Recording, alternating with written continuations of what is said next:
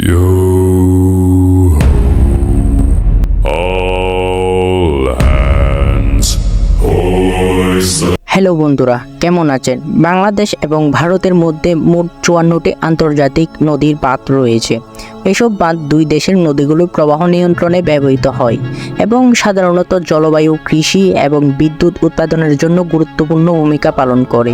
কিন্তু বর্তমানে অনেক বেশি সমালোচিত আর আলোচিত বাঁধ হলো ফারাক্কা বাঁধ। বন্ধুরা, ফারাক্কা বাঁধ সম্পর্কে আপনি যে সব তথ্য আজকে জানতে চলেছেন তা আগে কখনো বা আপনি শুনেননি। বন্ধুরা, মিস্টেরির আজকের এপিসোডে আমরা ফারাক্কা বাঁধ সম্পর্কে আলোচনা করব।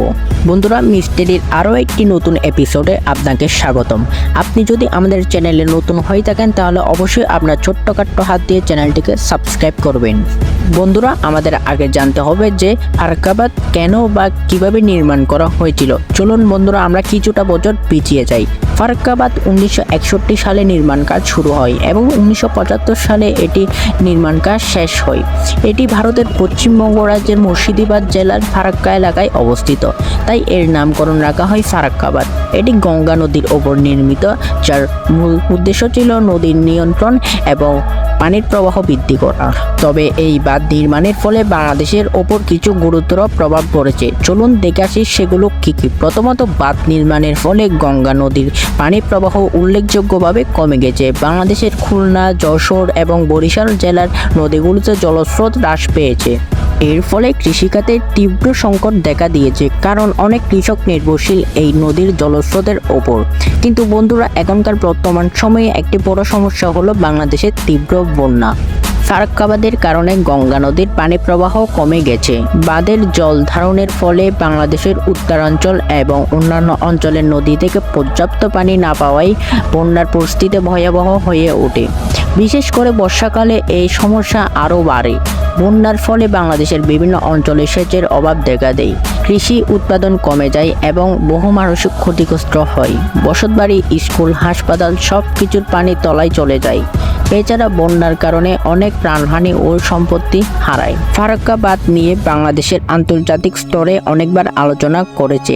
বিভিন্ন আন্তর্জাতিক সংস্থা ও কমিটি বিষয়টি নিয়ে উদ্বেগ প্রকাশ করেছে। তবে প্রতিবেশী দেশ ভারত এবং বাংলাদেশের সমস্যার স্থায়ী সমাধান খুঁজে বের করার চেষ্টা করেছে।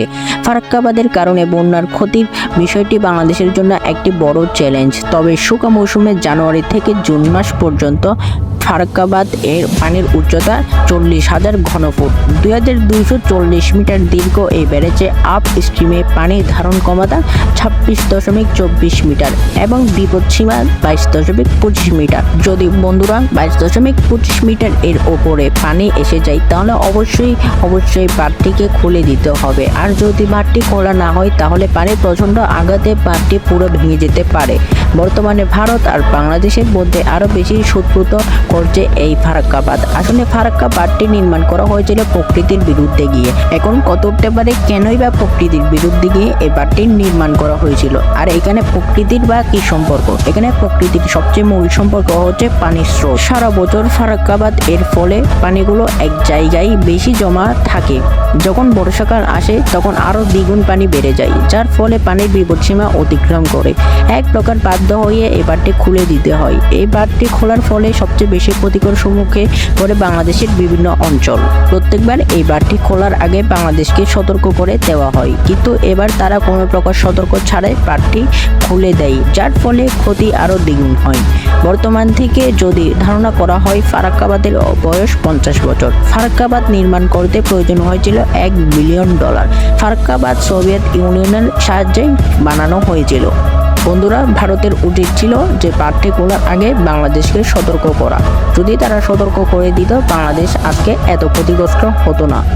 এই বন্যার ফলে কেউ হয়তো তার সম্পদ হারিয়েছে, কেউ হয়তো তার প্রিয়জনকে হারিয়েছে, আবার কেউ হয়তো একদম নিঃস্ব হয়ে গিয়েছে। বন্ধুরা, এখানেই শেষ নয়। কেউ হয়তো তার গবাদি পশুগুলোকে হারিয়েছে, কিন্তু হারিয়েছে তো ঠিক, গবাদি পশুগুলো তো টাকা দিয়ে বিক্রি করা হলেও যেত, কিন্তু গবাদি পশুগুলো যে কষ্ট পেয়েছে তা কিন্তু বলার মতো না। বন্ধুরা, আপনি কি ভাবছেন? আপনি আমাকে অবশ্যই কমেন্টস করে জানাবেন যে ভারতের কি উচিত ছিল যে বাঁধটি ছাড়ার আগে বাংলাদেশকে একবারের জন্য বলার। অবশ্যই এটি কমেন্টস করে জানাবেন। আর আপনি যদি আমাদের চ্যানেলে নতুন হয়ে থাকেন তাহলে অবশ্যই চ্যানেলটিকে সাবস্ক্রাইব করে দিবেন।